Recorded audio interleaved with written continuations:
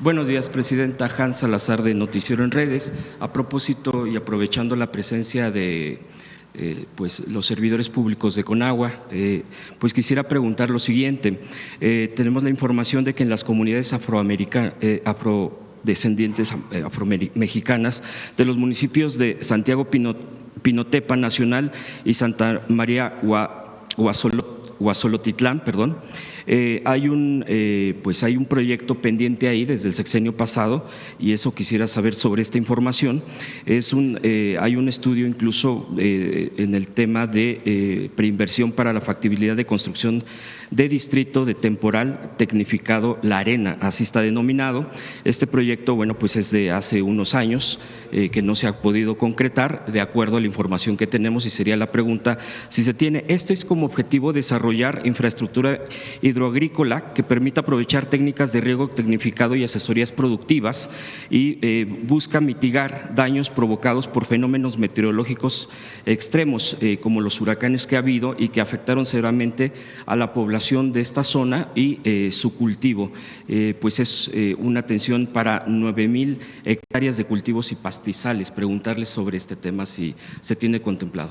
Sí, lo que se presenta aquí es donde ya existe riego agrícola. La tecnificación de ahí donde ya hay riego agrícola, en los distritos de riego. Además, hay otros proyectos de posibilidad de incorporar riego agrícola en zonas de temporal. Conagua está haciendo un gran trabajo en lo que llamamos el Plan Lázaro Cárdenas, que incluye esta zona. De hecho, vamos a estar ahí el fin de semana, vamos a ir a Ometepec para instalar el plan de justicia del pueblo Musgo. Esta es parte de esa zona que está entre Oaxaca, o en el límite de Oaxaca y de Guerrero.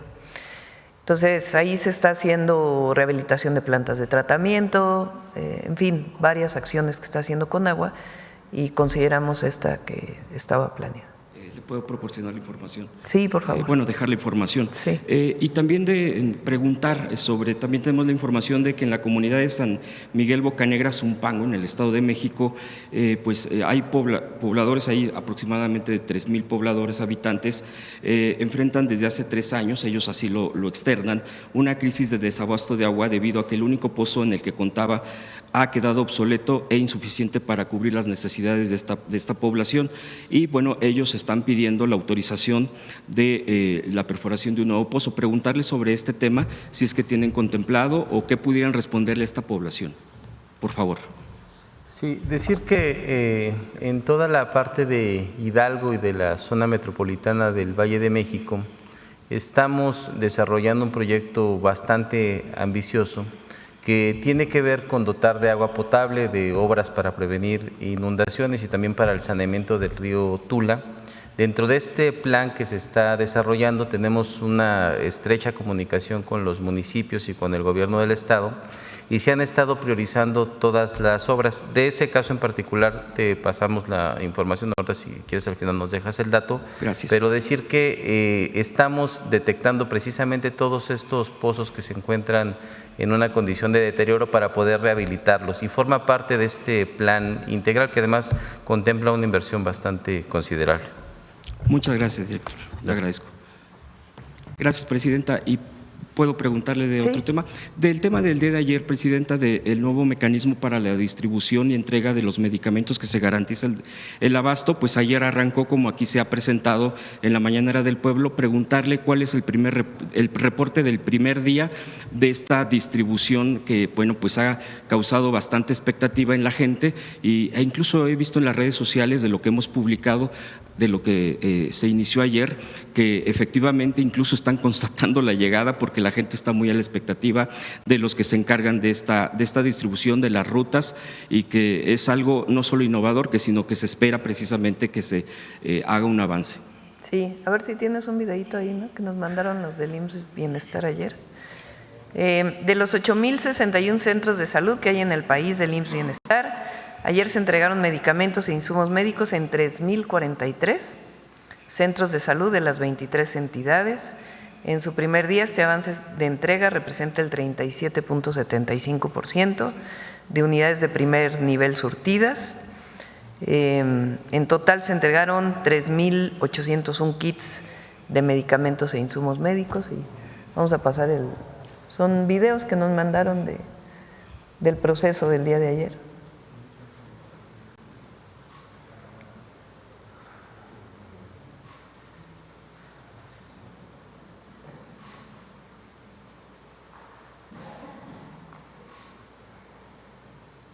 En cada caja, en el kit, pues en cada caja viene el número de medicamentos que determinó Secretaría de Salud que deben tener los centros de salud, de atención primaria a la salud.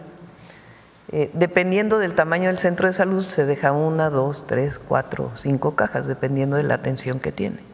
Los pequeñitos pues tienen 1 o 2 cajas y los más grandes, como los ESA se llaman, que son los de atención incluso que tienen para partos y otras atenciones médicas, pues llevan mucho más kits. Entonces este es el sistema de distribución y ayer llegaron incluso a lugares apartados como San Andrés, La Lagunita en Hidalgo, San Martín Quintana Roo, Tablón en Sinaloa y otros lugares.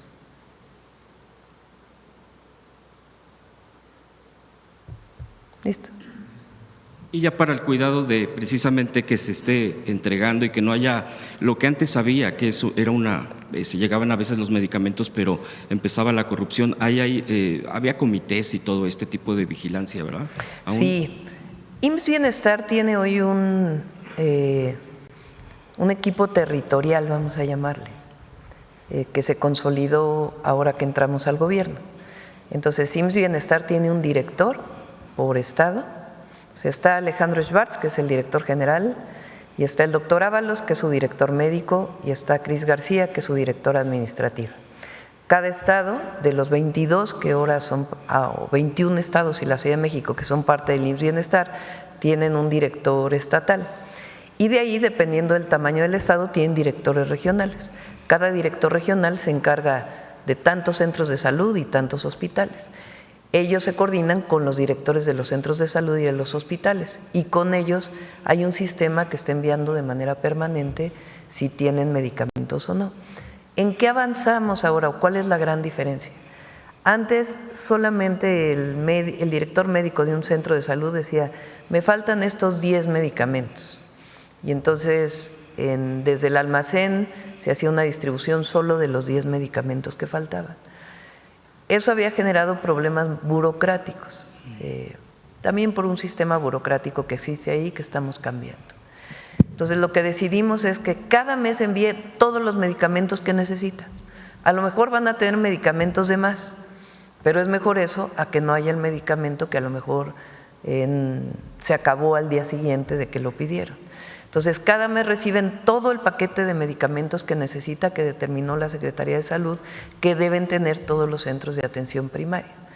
Y eso pues va a cambiar la dinámica, en lo que se genera un sistema pues mucho más automatizado de distribución logística, que se llama, que pueda tener pues mucho más exactitud. Entonces, esta determinación y las rutas de la salud que llevan cada mes todo el material de curación y los medicamentos que se necesitan, pues va a garantizar la estabilidad en el suministro. Gracias, Presidenta. También preguntarle esto que usted respondió ayer muy puntualmente sobre lo que se generó por parte de la DEA y que usted ya ha dado una respuesta contundente. Solo recordar y ya revisando las propias publicaciones periodísticas en los tiempos, por ejemplo, de Calderón, hubo una cooperación pues muy directa con la CIA. En ese entonces hay documentos que en ese entonces no se revelaron, incluso se habían clasificado y ya después salieron a la luz, citando por ejemplo un periodista, Jesús Esquivel, publicó en ese entonces, en la época de Calderón, pues cómo escondían este tipo de relaciones con este tipo de pues, de agencias. De agencias, efectivamente. Gracias, Presidenta. Y otro que también se llegó a publicar es que incluso sobre la avenida Reforma de la capital del país, había en uno de los edificios, en uno de los varios pisos de ese edificio en Reforma, donde operaba directamente la propia DEA. Y bueno, pues la oposición obviamente, pues en este contexto, pues ha dicho que no pueden creer que esto que se pueda dar, porque pues estaba acostumbrado en este país o a que se escondía información o que se daba otra, y dicen, bueno, pues esto no puede ser posible. Preguntarle, Presidenta, concretamente, ¿qué vistas y qué respuesta usted daría a esta situación de dudar de que se está defendiendo, se está haciendo respetar la soberanía, y que todo indica que también desde el gobierno pasado del expresidente López Obrador, pues dicen había enojo en ciertas, no sé si personajes o de las propias agencias, por el respeto y las reglas claras que se tenían? ¿Qué hay sobre esto y qué respondería? Recuerden incluso un episodio de un miembro de la delincuencia organizada que fue detenido en Cuernavaca, Morelos. No fue detenido, fue ultimado. Sí. No, Beltrán. Exactamente. Y sacaron una fotografía del episodio de ese momento. En ese entonces, era Calderón presidente, espurio, no me lo puedo aguantar, porque así fue. Sí. Informa en ese momento lo que era la Secretaría de Seguridad Pública a cargo de García Luna, de ese operativo, y unas horas después la DEA dice fue un operativo donde participó directamente la DEA. Este era un esquema en donde se permitía que las agencias de Estados Unidos participaran de manera directa en los operativos. Nosotros no permitimos eso desde el periodo del presidente López Obrador. Se puso un límite.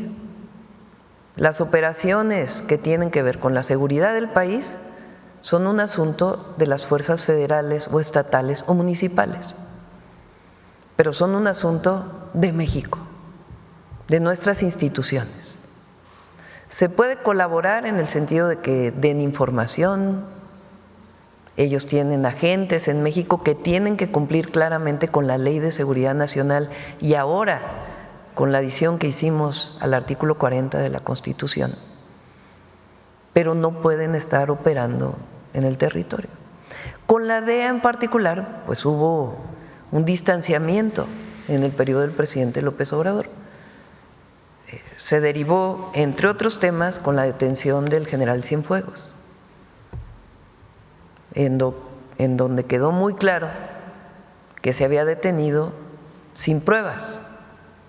Tan fue así que regresaron al general Cienfuegos, y aquí en la mañanera el presidente López Obrador presentó lo que supuestamente eran las pruebas de aquella detención.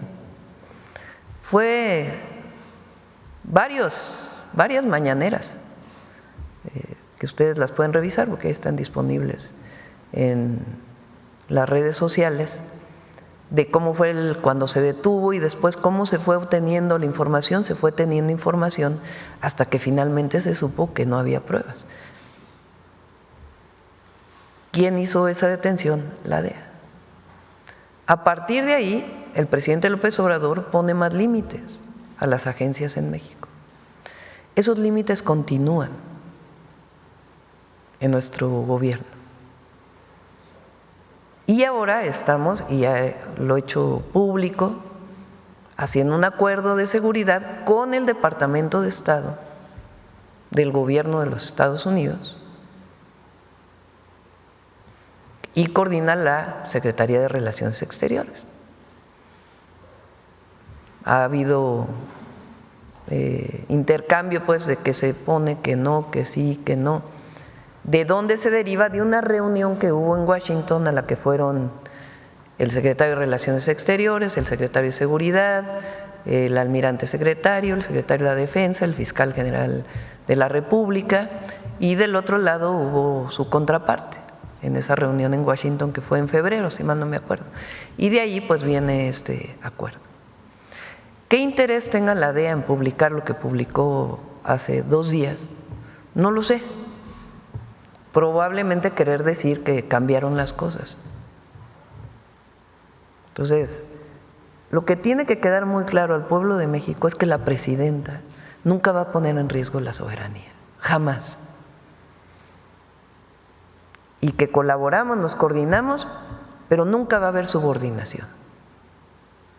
Y que en particular la relación con Estados Unidos está coordinada en el caso de seguridad a través de este acuerdo que se está tomando. Y de una coordinación permanente que existe entre el Comando Norte y el Ejército Mexicano o la Secretaría de la Defensa Nacional y la Marina,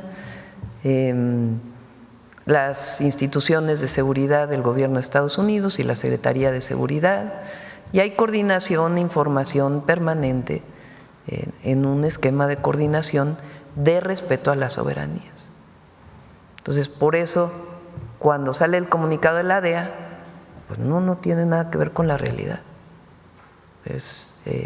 Lo que hay es el acuerdo de seguridad que está ya por culminarse con el Departamento de Estado de los Estados Unidos. ¿Perdón? Pues no sé cuál sea su intención, la verdad, decir que hay un operativo especial en la frontera, cuando no lo hay.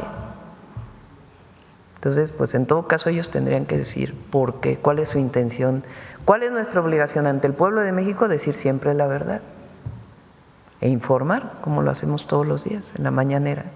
Y además, pues garantizar que la relación con cualquier gobierno extranjero, no solo los Estados Unidos, pues tiene que ser en el marco de nuestra Constitución y de defensa de nuestra soberanía y de los intereses superiores del pueblo de México.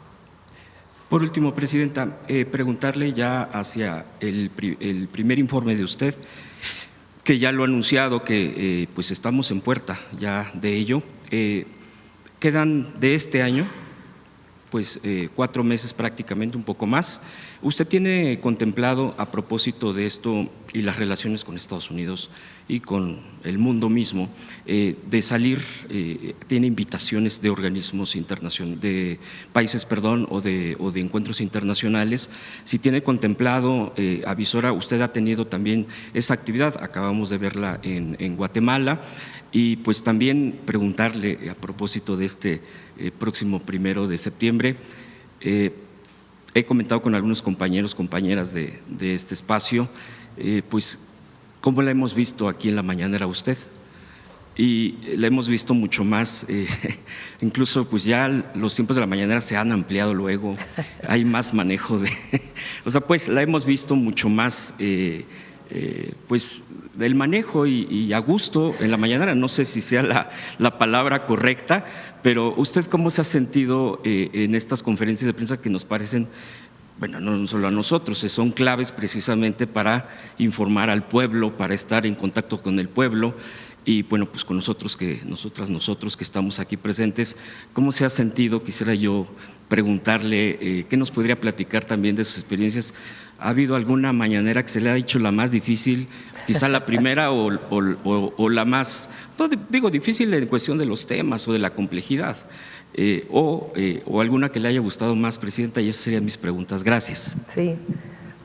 En la medida en que vamos avanzando en el proyecto de nación que tenemos, en los 100 compromisos que hicimos con el pueblo de México, es más, podemos informar más cosas, como el día de hoy. O sea, nuestro interés en la mañanera evidentemente es el debate que se hace con ustedes y evidentemente con lo que se publica todos los días en las redes o en los medios. Pero el interés nuestro pues es que quienes nos escuchan a distancia, que saben que se enteran de manera directa sin ningún intermediario, pues que conozcan lo que estamos haciendo y cómo vamos avanzando. Entonces, en la medida que vamos avanzando, que ya está el tren México-Querétaro en obra, que ya está el tren México-Pachuca en obra, que ya se hicieron las licitaciones para los otros trenes, en la medida que se puede informar que ya está el programa de distritos de riego avanzando, todos los programas, mañana viene electricidad para poder hablar del sistema de transmisión y los avances que tenemos ya en las licitaciones, pues es mucho más fácil, digamos, porque pues ya uno tiene la condición de poder estar informando los avances, ¿no? Quizá los primeros 2 o 3 meses, cuando apenas iniciamos el apoyo a mujeres de 63 y 64 años, porque iniciamos hasta enero la beca de jóvenes de secundaria, pues había menos temas que estar informando. Entonces eso pues nos da mucha certeza y se cumple el objetivo principal, que es informar a la ciudadanía, informar al pueblo de México. Por eso es la mañanera del pueblo. Y por otro lado, pues la verdad es que en el debate público es increíble. Hoy veía otra vez, leía a los comentócratas, a los medios. Por cierto, el Universal, aprovecho. ¿No? ¿Quién fue el que sacó del huachicol? ¿Fue Reforma? Sí, de que dicen que el huachicol y que…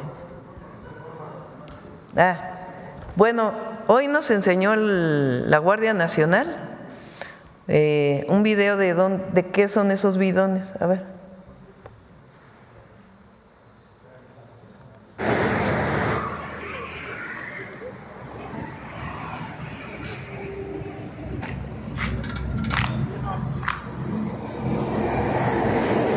Es agua.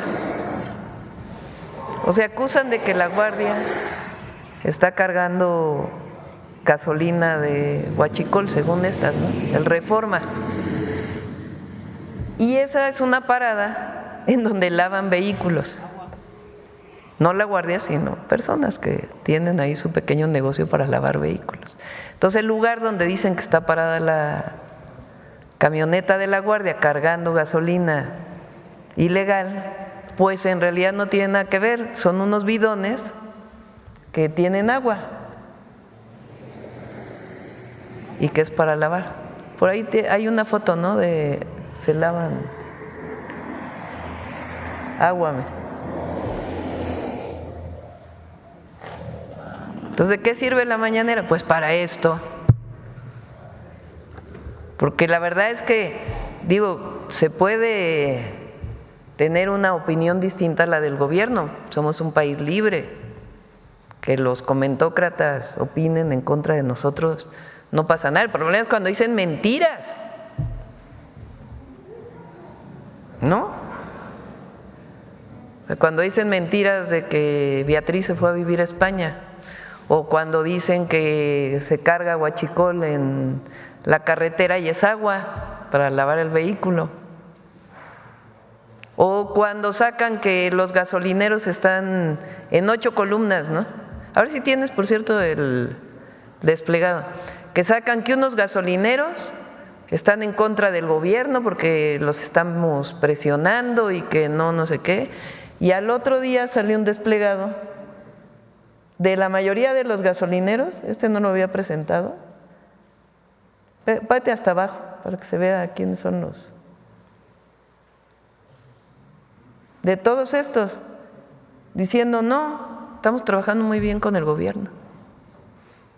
Entonces, ¿de qué sirve la mañanera? Pues para poder decir que hay mala leche que no es información, es propaganda utilizando, ¿cómo dice Miguel Elorza? Mentira. Hoy nos toca el detector de mentiras. Gracias. No, pues allá ellos, ¿no? Fíjense, tanto que hay. Ayer, ¿no? Con lo del Tren Maya. Pues ya explicó el general Águila lo que pasó. Se hizo un comunicado muy temprano. No, bueno, pero la andanada, ¿no? Ahí en las redes. Están buscando que… pero pues no. De la salida, no pienso salir de aquí a diciembre. Vienen, recuerden, viene a finales de este mes, la próxima semana, secretarios de Estado de Brasil, viene el primer ministro de Canadá, va a venir el presidente de Francia, de aquí a diciembre, entre otros, ¿no? Es probable, se está viendo para poder cerrar el acuerdo de seguridad. ¿Sí? No lo tengo contemplado, por ahora. De nada, gracias. Gracias, Presidenta. Buenos días a todos y todas. Presidenta, preguntarle, en esta tecnificación de México, como se llama este programa, entiendo que el objetivo es poder, a partir de tecnificar a los agricultores, poder recuperar agua para las zonas urbanas. ¿Cuándo esperarían a que ya se empiecen a ver estas mejoras en las zonas urbanas? ¿Qué tiempo es el plazo máximo que están dando para el beneficio? Sí, buenos días. Se van a dar de manera paulatina conforme vayan avanzando los proyectos. Se están construyendo de manera paralela. Por ejemplo, tenemos el acueducto Solís León, que va a dar agua a 5 municipios del estado de Guanajuato. Y esta obra de infraestructura se está construyendo al mismo tiempo que se está tecnificando el distrito de riego 011. Entonces se va a hacer por etapas. Y una vez que vayan concluyendo las etapas de tecnificación, también van a ir concluyendo los tramos de la obra y en ese momento se va a empezar a suministrar agua. Tenemos otros muy emblemáticos como el de agua saludable para la laguna, que es el distrito 017, es una obra que abastece a 5 municipios de Coahuila y 4 municipios de Durango. Aquí en este momento se están construyendo las redes troncales para proporcionar agua a 5 municipios de Coahuila, los 4 de Durango ya están conectados y al mismo tiempo estamos llevando a cabo el programa de tecnificación, es decir, se van a ir complementando de manera paralela. Algunos proyectos van a tener en su ejecución 2 años y algunos otros van a durar durante todo el sexenio. Lo importante es que en este acuerdo que se ha generado con los productores, el volumen que se va a recuperar ya se encuentra comprometido y establecido y conforme se vayan concluyendo las obras se van a ir notando los avances en cada una de las comunidades. Gracias. Le agradezco, director. Presidenta, además, para seguir disipando estas dudas de lo que pasó ayer con el Tren Maya, preguntarle si la Fiscalía General de la República va a abrir una carpeta de investigación en este caso, saber si tendrá algún costo la reparación que nos comentaba también el director del Tren Maya, por favor. Muchas gracias por tu pregunta. Primero, les informé que efectivamente la Fiscalía General de la República está interviniendo. Ayer durante la noche estuvieron los peritos evaluando el incidente. Absolutamente sí se va a abrir una carpeta de investigación porque es necesaria inclusive para la aseguradora. Todo el Tren Maya está asegurado y la aseguradora tiene que estar perfectamente consciente y tener un documento donde nosotros denunciamos el incidente para que ellos puedan reponer los bienes afectados a partir de este incidente. Entonces sí, definitivamente la Fiscalía va a abrir una carpeta de investigación y el seguro tendrá en su momento que hacerse efectivo para reponer los bienes materiales que fueron afectados. ¿Y las operaciones van a seguir su curso? Sí. Fíjense que esto también que preguntas es importante. El Tren Maya tiene en el tramo que va de Mérida a Cancún y de Cancún a Chetumal, tiene afortunadamente 2 vías y en cada estación tienen 4 vías. Por eso hablaba yo de la vía 4 y de la vía 2 que están del lado mar y de la vía 1 y la vía 3 que están del lado selva. Así les llamamos, es el hombro derecho y el hombro izquierdo en el argot ferroviario. Nosotros hemos decidido nombrar las vías de esa manera y las vías que se afectaron con este percance de vías fueron las vías 2 y la vía 4. La 2 que está pegado al andén de la estación Izamal que va en dirección Cancún-Mérida y la vía 4 que está en la troncal, que representaría la troncal. La vía 3, que es también troncal, y la vía 1, que está pegado en el andén que va en dirección Mérida-Cancún, está habilitada. Entonces, estamos utilizando los aparatos de cambio de vía para hacer un cambio doble y poder circular sin ningún problema todos los trenes. Eso fue lo que hicimos ayer, hicimos un cambio de dirección, por eso el siguiente tren que debería haber pasado a las 16:20 pasó a las 17:05 fue. Entonces, ninguna operación se interrumpió. El último tren pasó a las 21:56 ahí en Izamal, precisamente porque recuerden que es un sistema y una afectación provoca retrasos en todos los demás trenes porque los cruces se tienen que programar.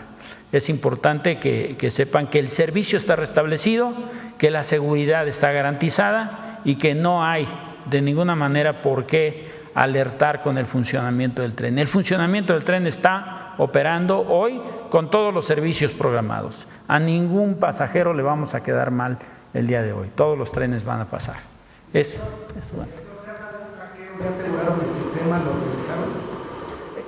¿Me puede repetir la pregunta? Se habla de un supuesto hackeo al sistema del Tren Maya. ¿Ustedes ya revisaron el sistema o activaron el protocolo? Sí, el sistema como tal, el sistema de señalización ferroviaria, es un sistema que está a cargo de Alstom.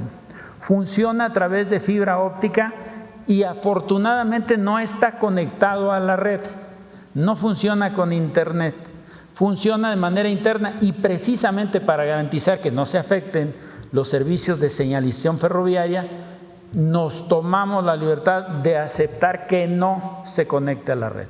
Inclusive todas las instalaciones que están dedicadas para los sistemas ferroviarios, que son 107 casetas, que son cuartos técnicos principales y auxiliares que están en las 34 estaciones, en las bases de mantenimiento, en los talleres, y las instalaciones que nosotros tenemos también como los puestos de control principal o central, los puestos de control zonales, que son 4, todos esos sistemas y la base de datos secundaria están integrados de manera armónica y no tienen conexión a un sistema de internet público. Esta es solamente como un intranet, como funciona a través de la fibra óptica, no hay posibilidad de hackearlo. ¿Cuántos son los daños? Todavía no han sido cuantificados los daños. Los daños, de acuerdo a lo que yo personalmente revisé, es uno de los bogies del coche número 3 que tendremos que reponer. Repito, está asegurado todo el sistema ferroviario, los pasajeros inclusive están dentro del seguro institucional y ustedes deben de saber que para que se haga todo el aseguramiento, el sistema ferroviario tiene que certificarse. Hay una entidad que se llama Evaluador Independiente de Seguridad que revisa todo lo que está construido. Debemos de presentar el dossier de calidad de cada obra, de cada pileta, de cada uno de los componentes de los viaductos, de los puentes, de la infraestructura, de los terraplenes, de las vías, de las estaciones, que se tienen que certificar por ley. Y por esa razón, y bueno, también porque así se nos fue instruido, porque la legislación ferroviaria en realidad no pide una certificación tan meticulosa como la que está haciendo el Tren Maya. Eso nos da la garantía de que todos los sistemas ferroviarios deben de funcionar a la perfección. Por eso es importante que lo que se determine de lo que sucedió el día de hoy, de que los motores de aguja empujaron a la aguja a posición desviada, tiene que resultar de la revisión de las comunicaciones, lo que sucedió en el puesto de control zonal, lo que atestiguaron los conductores, la propia Janet, que es la conductora. Tenemos solamente 2 mujeres, me da mucho gusto, hubiera querido tener más, pero bueno, 2 mujeres y a ella le tocó desafortunadamente tener que enfrentar este evento y creo que lo hizo con mucha entereza y lo hizo perfectamente siguiendo los protocolos. ¿Alguna otra pregunta? Gracias. Aparatos de vía, no tengo, perdón que no tenga el dato en la cabeza, pero imagínense, en cada estación hay 8 aparatos de vía. 8 aparatos de vía. En cada de las 34 estaciones. Cancún tiene todavía más, Mérida tiene más. ¿Por qué? Porque Cancún tiene 10 andenes, Mérida tiene 8.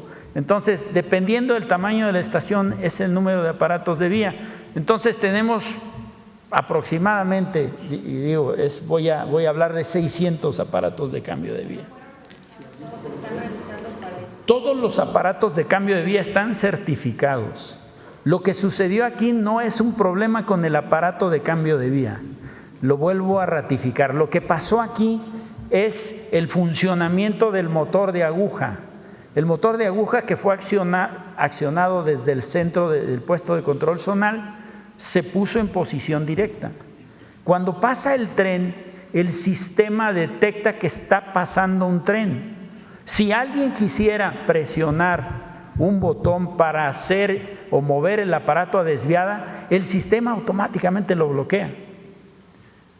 Entonces no es posible que alguien haya podido accionar y decir, lo pongo en desviada para afectar el tren. Es decir, no hubo una intencionalidad.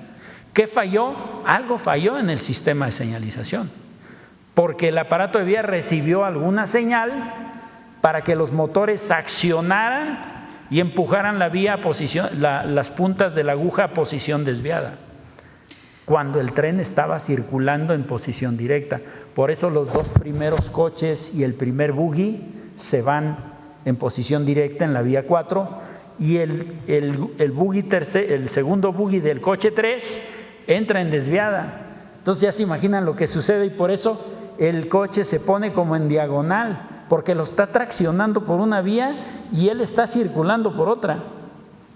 Y hay una parte que se queda conectado solamente por el sistema de tracción, por lo que conocemos nosotros como cigüeñal, desde que se conecta es la flecha.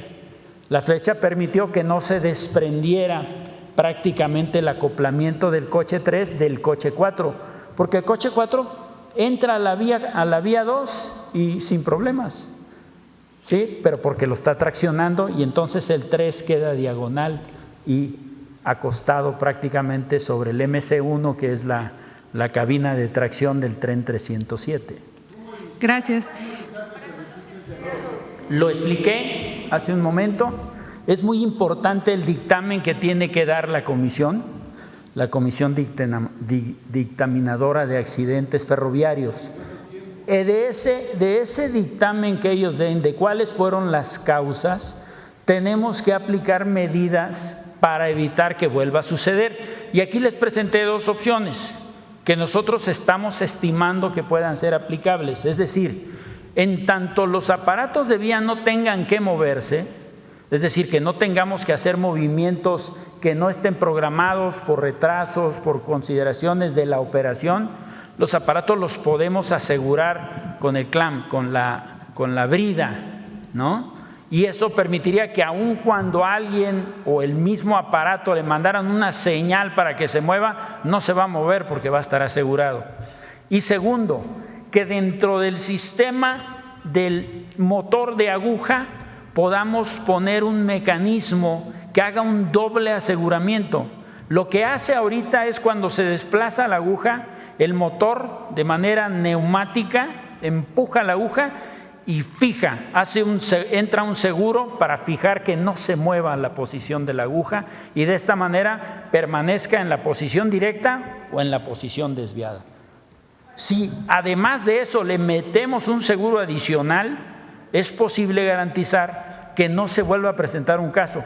Lo que buscamos es 0 incidencias.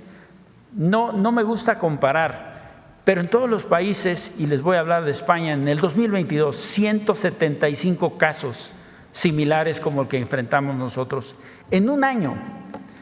En Estados Unidos, más de 1,600 casos de descarrilamientos en diferentes lados con consecuencias diferentes. Alguien mencionaba el Brightline, que no ha tenido incidencias, pero el hecho de chocar con un vehículo es una incidencia. No lo podemos minimizar. Es importantísimo que también se mantenga la seguridad. ¿A qué apostamos en el Tren Maya? A la seguridad a través del confinamiento, a la seguridad de los sistemas de señalización ferroviaria, a la seguridad que otorgan los puestos de control automatizados. Estamos enfocados y tenemos aparte la seguridad física que nos da la Guardia Nacional. Para nosotros lo más importante es la seguridad y la vamos a mantener, y el compromiso del Tren Maya, el compromiso de la Defensa Nacional, el compromiso del Gobierno de México es que todos los trenes de pasajeros ofrezcan un servicio con 0 incidencias. Nosotros fallamos ya 2 veces, pero no debemos de fallar en el futuro. Tenemos que alcanzar el 0 incidencias y eso nos va a ayudar la certificación de calidad, nos va a ayudar todo el análisis que se haga ahorita de lo que sucedió, y seguramente que la Fiscalía va a seguir su investigación, abrir la carpeta, y si hubiera responsables, pues tendremos que enfrentar a la autoridad en su momento, aquellos que hayan cometido algún error. Perfecto, entonces, esa es la situación. No sé si hubiera… Muchas gracias. No le escucho. ¿Cómo se haría? En el caso del tren ligero se maneja, aparte del automático, hay una palanquita, que es el doble aseguramiento. Carlos Guzmán, de 4 Media Telecomunicaciones. Buen Hola. día, director. Le comentaba, el ejemplo que yo tengo más cercano es el de Tren Ligero Ciudad de México. A raíz de que sucedió hace algunos años, se acuerda la doctora Sheinbaum, un accidente, una salida de vía, vaya. ¿En dónde? En el Tren Ligero. En la estación tasqueña ok. hay una palanquita que desde entonces Sí. le puso, ese es el que nos decían que es el doble aseguramiento. Es el automático y es el manual que cuando llega al Tren Ligero hace el cambio de vía, se jala una palanquita y automáticamente una parte del riel cambia hacia el otro lado. Es preguntarle si en el caso del Tren Maya, en lo que se averigua la causa o lo que pasó, se podría poner un aseguramiento manual para que, aunque tarde unos minutos más, se tenga más seguridad para que el tren pueda manejar eso. Gracias. Creo que no me expliqué bien hace rato. Cuando me refería a poner un aseguramiento físico, me refería a colocar la brida. Ese es el doble aseguramiento. El primer aseguramiento es el que hace el motor de aguja cuando asegura y fija la aguja. Pero si además físicamente llega un garrotero e instala un candado, una brida, que es lo que tú sabes, ese es el segundo aseguramiento. Obviamente, ¿qué implica? Pues implica desplegar muchísima gente para hacer ese aseguramiento. O también nos obliga a no mover los aparatos de vía en las operaciones que se realicen, ¿no?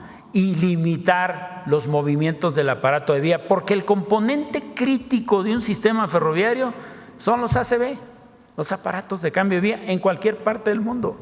Es un tema que tenemos nosotros que atender y estoy seguro que vamos a lograr la 0 incidencia. Ese es el doble aseguramiento que mencionas.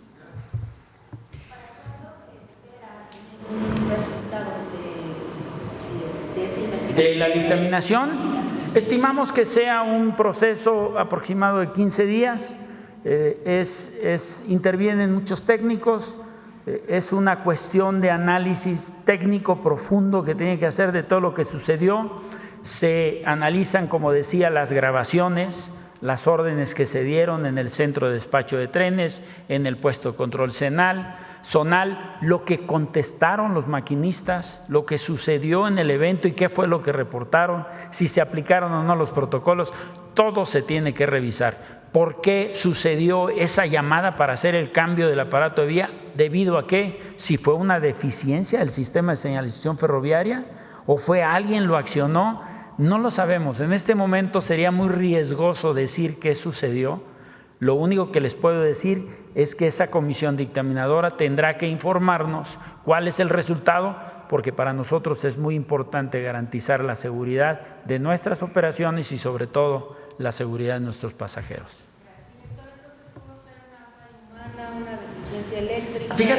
Fíjate que yo creo que no es una falla humana porque está automatizado.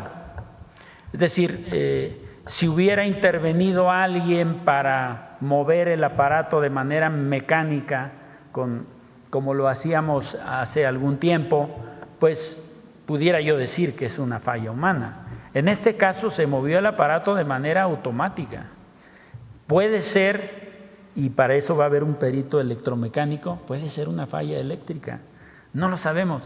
Alguna señal que le mandó para hacer ese cambio, porque es completamente anómalo cómo operó. No es decir que se haya separado un poquito. Si ustedes vieron en la fotografía, cambió de posición directa completamente a desviada, o sea, empujó todas las agujas para el otro lado cuando el tren estaba circulando. Eso no es normal. Por eso es importante que se haga el análisis. Bien, gracias. Gracias. ¿Tiene pensado cómo enfrentar esta difusión que se ha hecho para quienes son escépticos todavía de utilizar el Tren Maya?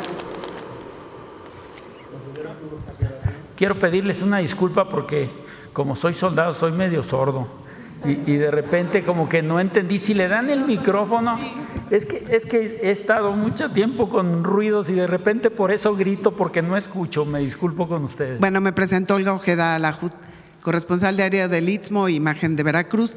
Le preguntaba, con todo esto que se ha difundido en los medios del accidente y con todavía los escépticos sobre el Tren Maya, no sé si tienen pensado alguna campaña o cómo piensan pues contrarrestar esta imagen que Mire, se ha dado.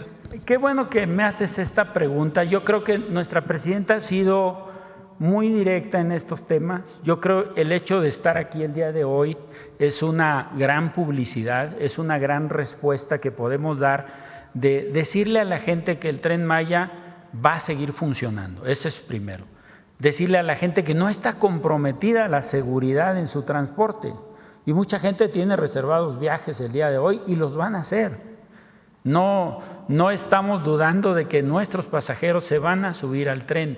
Y estamos también trabajando de manera coordinada a través de la Secretaría de Turismo, que es muy entusiasta, la secretaria Josefina, implementando una serie de medidas de publicidad con la finalidad de que de manera conjunta como bloque el gobierno federal y las empresas sectorizadas, tanto a Defensa como a Marina, podamos entrar en esquemas de publicidad que no sean tan onerosos y que nos permitan tener mayor cobertura. Entonces, Visit México, la iniciativa Descubre Mundo Maya y otras iniciativas que ha implementado la Secretaría de Turismo y que estamos nosotros incorporados con ella. Ahorita vamos a iniciar con una participación en los roadshows en Estados Unidos, iniciamos con Chicago y Toronto y vamos a participar en muchos eventos donde la Secretaría de Turismo lleva la mano y nos permite a nosotros ingresar en esos esquemas, inclusive con descuentos que nos consigue la propia Secretaría de Turismo. Entonces, de verdad estamos optimizando el uso de los recursos y estamos garantizando poder difundir qué es lo que estamos haciendo en Tren Maya. Y otro aspecto, los secretarios de turismo estatales también nos ayudan muchísimo, especialmente en aquellos estados que tienen gran derrama económica por el turismo, como Quintana Roo, Yucatán, Campeche, que ha mejorado muchísimo la afluencia de turistas, Chiapas y Tabasco, que también están teniendo resultados importantes. El trabajo es en equipo, todos estamos haciendo un esfuerzo de publicitar lo que se está haciendo y de convertir al Tren Maya en una herramienta no solamente turística, sino de movilidad que lo utilicen las comunidades. Y estamos ahorita, inclusive, qué bueno que me das la oportunidad de decirlo, estamos trabajando por todo el tramo 7, que son las zonas más pobres del sur de Campeche y del sur de Quintana Roo, que queremos conectarlos para que ellos utilicen el tren de manera regular. Estamos haciendo análisis, estamos haciendo consultas con las comunidades. Ahorita tenemos un grupo un equipo de Tren Maya en Espujil, trabajando con el municipio, con las organizaciones comunitarias, con los ejidos, para darles a conocer el tren y que podamos darles un precio que les permita subirse al tren. Que no vean el tren como algo lejano, que vean el tren como un instrumento de movilidad para ellos, para la gente pobre. Esa instrucción nos dio la presidenta y estamos trabajando también en eso. Muchas gracias, director. Presidenta, preguntarle, se supone o en días recientes sale… ayer específicamente, se reporta que Cibanco va a iniciar una demanda en contra del Departamento del Tesoro por acusaciones de presuntamente apoyar al lavado de dinero a los cárteles. ¿Va a qué? Perdón, otra vez. A demandar al Departamento del Tesoro porque lo acusó de tener nexos o ayudar al lavado de dinero del narcotráfico. Lo vi en los medios, no tenemos conocimiento de que lo vaya a hacer, pues está en su derecho, si así lo considera. Ayer lo importante es que se dio más plazo todavía por parte del Departamento del Tesoro para las sanciones que se habían determinado. Y también hay hay ofrecimientos de compra de estos bancos, también me lo informó el secretario de Hacienda, que incluso ha salido públicamente. Correcto. En otro tema, Presidenta, el día de ayer en el paradero de Indios Verdes se suscitó un cierre debido a que familiares del niño Emilio, de 8 años, están pidiendo que haya justicia en el caso del pequeño. Hace unas semanas se suscitó que el niño fue atropellado por una conductora que rebasa apenas la mayoría de edad, que presuntamente iba en estado de ebriedad al momento de conducir, termina atropellando al menor y pues tiene severas afectaciones de la salud. Preguntarle si se le está dando seguimiento a este caso o si han tenido acercamiento ya con la familia. Pido a la Secretaría de Gobernación que se acerque. Si fue Indios Verdes es la Ciudad de México, sí. Normalmente lo atiende la ciudad, pero nosotros intervenimos con la Secretaría de Gobernación para apoyar a la familia. Sí, el caso se dio en la colonia Lindavista, en la Gustavo Madero, pero ayer ya la familia pues cerró avenidas principales para buscar justicia, pero bueno. Sí, los atendemos con gusto. Bien, finalmente, no me presenté, Aurora Castillejos del Sistema Público. Presidenta, finalmente preguntarle, el día de ayer entiendo que se habilitó ya la línea de las mujeres 079, número 1, saber pues cómo está avanzando, contarle a la audiencia para quiénes está enfocada esta línea, qué tipo de apoyo se les está dando. Está funcionando ya desde hace algunas semanas. Lo anunció aquí Citlali, si hay un asunto de emergencia por violencia o asesoría o alguna necesidad de alguna mujer vinculado principalmente por una situación de violencia, puede marcar el 079 y una vez que le contestan apretar el número 1 y ahí hay una serie de telefonistas que están capacitadas y saben a dónde dirigir la llamada. No es solamente la atención en ese momento, sino que si es una situación de emergencia de algún lugar del país, se comunica de inmediato con el 911 de algún estado de la República, con la Guardia Nacional, con la Policía, con la Secretaría de las Mujeres o Instituto de las Mujeres de los estados. Tardamos un poco justamente para poder tener el esquema de atención. Además, si por ejemplo una mujer solicita una ayuda, se le da en el momento y después ya no volvió a llamar o cuelga el teléfono, hay un protocolo para que se le busque nuevamente a esta persona para saber si realmente fue atendida o no fue atendida en su situación. Es un gran esfuerzo en la ciudad.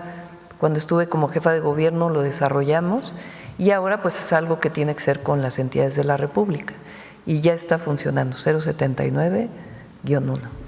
Nada más, en el futuro podría haber un balance de cómo van estas llamadas de las mujeres. Sí, con gusto le pedimos a Citlali que lo pueda informar. Gracias, es todo, presidente. Sí. ¿Quién más? A ver, vamos ahí para… Buenos días, Presidenta CONA, su servidor Carlos Pozos de LM Noticias. Antes de iniciar con mis preguntas, comentarle, usted nos anunció que en este ejercicio de comunicación circular iba a dar a conocer las listas de las pensiones millonarias de Petróleos Mexicanos. Quiero comentarle que en LM Noticias tenemos 3 listas también de pensiones millonarias en Petróleos Mexicanos, así como también de consejeros independientes de Petróleos Mexicanos que cobraban más de 5,5 millones de pesos y en Comisión Federal de Electricidad. Entonces, no quiero adelantarme cuando sea el anuncio, a ver si hay la posibilidad de poder contrastar y compartir esa información. Sí. Bien, inicio con mi primera pregunta, Presidenta CONA. Estuve en Matamoros días atrás, en Tamaulipas, donde el gobernador Américo Villarreal Anaya y autoridades de la Secretaría de Marina pusieron en operación el Puerto Norte, evento que no sucedía en México desde hace 25 años. Esta obra, gracias a su apoyo, pues fue posible, si no, no se hubiera llevado a cabo. Así lo dijo el gobernador Américo Villarreal y dijo que permitirá desarrollar el comercio de la región noreste. Mota Engie, al frente de José Miguel García Bejos, presidente de la citada empresa, informó que en los siguientes años se invertirá más de 4,000 millones de pesos para consolidar este puerto norte de Matamoros. Esta es una nueva terminal, Presidenta, que de acuerdo a sus instrucciones fue hecha posible también por Gustavo Guzmán Hernández, director general de Administración Integral de Tamaulipas, dentro de su compromiso número 85 de gobierno. Durante la inauguración, el señor gobernador me pidió hacerle llegar un mensaje. El video lo tiene el compañero Belmont, se lo mandé, pero si no yo le pongo aquí el audio. Deme un segundo. Lo pasamos aquí ese día, no sé si se acuerdan. El día que se inauguró, bueno, más que inaugurar, llegó un buque con vehículos al puerto de Matamoros. Es un puerto que se le dio la concesión al Estado. Presidenta, en la mañanera, que fueras el amable conducto en la oportunidad de que tengas la palabra en la mañanera, de poder enviarle un fuerte saludo a la presidenta Claudia Sheinbaum Pardo, que le comentes que estamos cumpliendo con las indicaciones que acertadamente nos dio en su anterior visita a este puerto y que se están cumpliendo a cabalidad para poder seguir avanzando en el desarrollo de este Plan México e incorporar este gran puerto también en el desarrollo nacional. Muchas gracias, señor gobernador. Pues este es el mensaje, Presidenta, y en ese sentido, pues preguntarle si continuará usted apoyando con esas obras emblemáticas a Tamaulipas y también si usted considera que con esta obra Tamaulipas pues se posiciona como la frontera marítima de nuestro país. Tamaulipas pues tiene una posición muy importante para el este de los Estados Unidos, además de ser estado fronterizo. Tiene varios puertos. Y en particular el puerto de Matamoros, que es el que está más al norte, es un proyecto que inició con el presidente López Obrador en el sentido que le dio al Estado la posibilidad de que ellos desarrollaran el puerto. Y ahí tienen, obviamente con la Secretaría de Marina, una coordinación y ellos pues han iniciado el desarrollo de este puerto. Y es muy importante, es el puerto que va a estar más al norte en el este, en el Golfo de México. Bien, como segunda pregunta, Presidenta Coná, el pueblo me pide que le pregunte, estamos justo a un año de el Mundial de Fútbol 2026. En la televisión continúa el emporio de Televisa, le sigue TV Azteca, pero también las cosas han cambiado luego de 39 años del Mundial de 1986. Hay nuevos jugadores, está Grupo Milenio de Televisión, Grupo Imagen Televisión, Grupo Heraldo Televisión, el Sistema Público de Radiotelevisión del Estado Mexicano, Canal 11, Canal 22, el Canal del Congreso, la Televisión Mexiquense, la Televisión de Veracruz, Televisión de Puebla y muchas opciones más. La pregunta es, Presidenta, para todos los mexicanos y visitantes extranjeros del Mundial en el 2026 puedan ver los partidos de fútbol, ¿qué sucederá? En 1986 la transmisión se le dio en exclusiva a Televisa. Ahora con nuevos jugadores en la televisión mexicana, ¿qué acuerdos ha llegado la CEGOP con la FIFA? ¿A quién se le dará la concesión de la transmisión total o parcial o se fraccionará? Incluso TV Azteca, que no paga impuestos, ¿podría ser beneficiada con la transmisión? Eso lo determina la FIFA. Es un evento deportivo, un espectáculo, vamos a ponerlo así, que organiza la FIFA y ellos tienen estas determinaciones. Yo espero que la próxima semana ya podamos presentar todo lo que está alrededor del Mundial de Fútbol del próximo año, todas las actividades que va a haber en Ciudad de México, en Monterrey, en Guadalajara, cómo queremos que en todo el país se puedan ver los partidos. Entonces, está encargada la Secretaría de Gobernación, pero nosotros no determinamos, el Gobierno de México, a quién se le da la concesión para ver los partidos. Es algo que está determinado centralmente por la FIFA. En cualquier país del mundo, no es un asunto en México. Presidenta, esa pregunta es de vida o muerte. ¿Usted como ser humano estaría dispuesta en revisar el tema de la eutanasia por motivos humanitarios, adicionalmente al beneficio que traería en materia de salud pública, y entrar en un análisis con las iglesias en México y la Secretaría de Gobernación? Existe ya un proyecto o un anteproyecto en el Senado de la República sobre la eutanasia por el doctor Sergio García López, que está pues en espera de que este proyecto pues reviva, está ahí enlatado.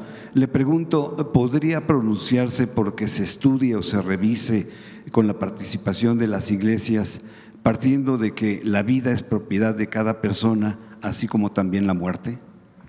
Pues es un tema polémico siempre, que en estos casos, como en cualquier otro, pienso que siempre debe abrirse al debate, que se discuta, no debe cerrarse esa posibilidad, que se abra el debate, pero es un tema como otros, polémico. Y finalmente, Presidenta, ante la gran cosecha de medallas y la extraordinaria participación que han tenido los clavadistas mexicanos en el último campeonato mundial en Indonesia, por desgracia solo los clavados tenemos éxito, pero en el resto de las disciplinas de la misma federación. Una medalla también en nado. Sí, no solo fue clavados, fueron varios. Pero faltan otras disciplinas dentro de la federación que están de natación que están siendo abandonadas. Este es el caso desde hace 4 décadas, con menos recursos. El polo acuático tiene 6 años sin tener una sede, y los padres de familias de los deportistas pues tienen que estar pagando pues lo que le correspondería a la CONADE. Hay un conflicto, Presidenta, entre World Aquatics con la Federación Mexicana de Natación, y esto es por la disputa del RUD, es el Registro Único Deportivo, que es el documento que tiene que tener las federaciones para poder recibir recursos públicos. Los familiares de estos atletas de polo acuático mexicano le piden ayuda para buscar un cambio, una certidumbre para más de 20 equipos varoniles y femeniles de polo acuático que existen en toda la República. Y pues señalarle que desde el 2026 se cumplen 50 años de que el polo acuático no puede asistir a Juegos Olímpicos por esta situación. Si usted pudiera. Está haciendo muy buen trabajo Rommel Pacheco al frente de la CONADE. Entonces le vamos a encargar que revise el caso. Mil gracias, gracias. Bueno, yo creo que ya cerramos. Mucha información. Vamos con el detector de mentiras.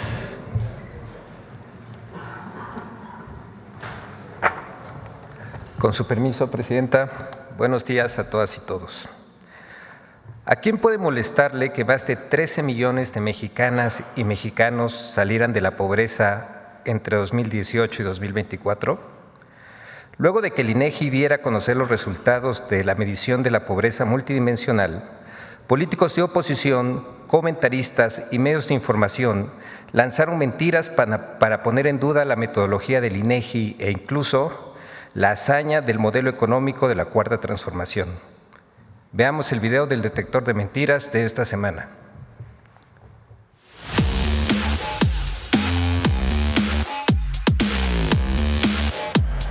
Falsas modificaciones a la metodología del INEGI para manipular los datos de pobreza en México y mentiras sobre el costo de la gasolina son algunas de las noticias falsas que el detector de mentiras localizó esta semana. 1. Los datos sobre pobreza multidimensional del INEGI son incorrectos.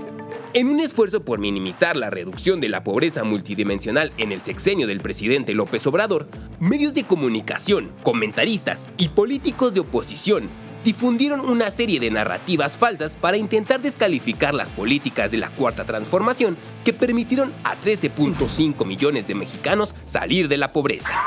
El INEGI cambió la metodología del Coneval para modificar la medición de la pobreza. Estamos preocupados por la viabilidad, máxime cuando vemos los resultados hoy del INEGI, porque lo que ustedes cantan como un éxito tiene un pequeño problema. Todo depende de las transferencias económicas, y de que el INEGI cambió algunas de las preguntas. Y además, otro tema que me parece muy importante analizar en estos datos es si son comparables o no las cifras, si podemos hablar de esta disminución o no comparando con años anteriores. ¿Por qué? Porque cambió la metodología del INEGI. ¡Mentira! La medición de la pobreza multidimensional 2024 conserva los mismos principios conceptuales y metodológicos de sus ediciones previas del 2016-2022, realizadas por el Consejo Nacional de Evaluación de la Política de Desarrollo Social, Coneval, donde se contemplan los mismos 6 indicadores de carencia social. En la nota técnica de la medición de pobreza multidimensional 2024, el INEGI explicó que al mantenerlo se garantiza la comparabilidad, la continuidad y consistencia de los resultados. B. Los resultados del INEGI sobre pobreza multidimensional son propaganda del Gobierno de México. Lo cierto es que, esto es parte de la propaganda para decir, la Cuarta Transformación está funcionando y vean ustedes el éxito de López Obrador. ¡Mentira! Los resultados del informe sobre pobreza multidimensional, presentados por el INEGI, un órgano autónomo, derivan de la Encuesta Nacional de Ingresos y Gastos de los Hogares, la cual se realiza desde 1984 y cada 2 años desde 1992, con el objetivo de proporcionar un panorama estadístico del comportamiento de los ingresos y gastos de los hogares, de acuerdo con la Ley General de Desarrollo Social. C. La reducción de la pobreza es gracias a los empresarios por aumentar el salario mínimo. Pero ¿quién realiza realmente esta función? Los empresarios, ¿no? Que son los que invierten, pagan y le entraron al tema, y entonces son ellos, junto con los trabajadores, quienes son verdaderamente los responsables de que esta política esté funcionando. ¡Mentira! El aumento del salario mínimo durante la presidencia de Andrés Manuel López Obrador se caracterizó por ser un acuerdo tripartito entre los sectores obrero, empresarial y el gobierno. Entre 2018 y 2024, el salario mínimo diario general en México pasó de 88.36 pesos a 248.93 pesos, un incremento de 181.7%. 2. México tiene la gasolina más cara del mundo. ¿Saben quién es el país más caro que vende la gasolina en el mundo? Somos el país más caro del mundo en gasolina. ¡Mentira! Entre los países del G20, Singapur es el país con el precio más alto de la gasolina, con $2.84 por litro, mientras que en México el promedio del precio es de $1.25 por litro. También es falso que Pemex sufra una pérdida inédita de ganancias por el tope al precio de la gasolina. La Secretaría de Energía aseguró que es incorrecto afirmar que absorbió los costos de la gasolina por la estrategia de una reducción en su precio. Además, Pemex reiteró que no existe desabasto de combustible en el país y puntualizó que el suministro está garantizado. 3. Bonos, créditos o préstamos a nombre de los programas para el bienestar. ¡Mentira! La Secretaría de Bienestar alertó sobre la existencia de páginas falsas y mensajes fraudulentos en WhatsApp que ofrecen bonos, créditos o préstamos a nombre de los programas para el bienestar. La titular de esta secretaría, Ariadna Montiel Reyes, recordó que todos los trámites son gratuitos y directos a través de la tarjeta del Banco del Bienestar, sin intermediarios, e hizo un llamado a la ciudadanía a no caer en fraudes y mantenerse informada en los canales oficiales.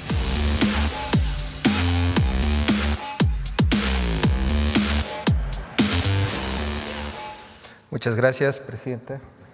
Gracias, buen día.